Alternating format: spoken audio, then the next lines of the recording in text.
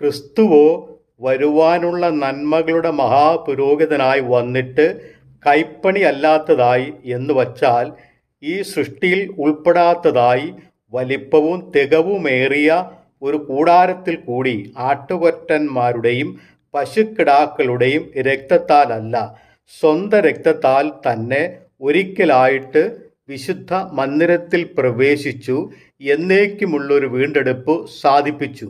ആട്ടുകൊറ്റന്മാരുടെയും കാളകളുടെയും രക്തവും മലിനപ്പെട്ടവരുടെ മേൽ തളിക്കുന്ന പശുഭസ്മവും ജഡീകശുദ്ധി വരുത്തുന്നു എങ്കിൽ നിത്യാത്മാവിനാൽ ദൈവത്തിന് തന്നെത്താൻ നിഷ്കളങ്കനായി അർപ്പിച്ച ക്രിസ്തുവിൻ്റെ രക്തം ജീവനുള്ള ദൈവത്തെ ആരാധിപ്പാൻ നിങ്ങളുടെ മനസാക്ഷിയെ നിർജീവ പ്രവൃത്തികളെ പോക്കി എത്ര അധികം ശുദ്ധീകരിക്കും.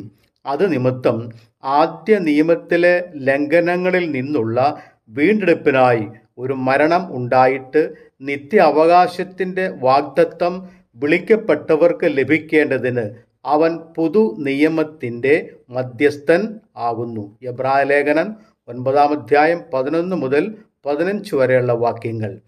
കർത്താവായ യേശുക്രിസ്തു വരുവാനുള്ള നന്മകളുടെ മഹാപുരോഹിതനായി ഇഹത്തിലേക്ക് വന്നവനും ജീവനുള്ള ദൈവവും പുതിയ നിയമത്തിൻ്റെ മധ്യസ്ഥനും ആകുന്നു. ആയതിനാൽ നമ്മുടെ ജീവിതം ഈ പുതിയ നിയമത്തിൻ്റെ മധ്യസ്ഥനായ ജീവനുള്ള ദൈവത്തിങ്കൽ സമർപ്പിച്ച് വരുവാനുള്ള സകല നന്മകളും പ്രാപിച്ച് അനുഗ്രഹിക്കപ്പെടുവാൻ ദൈവം നിങ്ങളെ സഹായിക്കട്ടെ. ആമേൻ.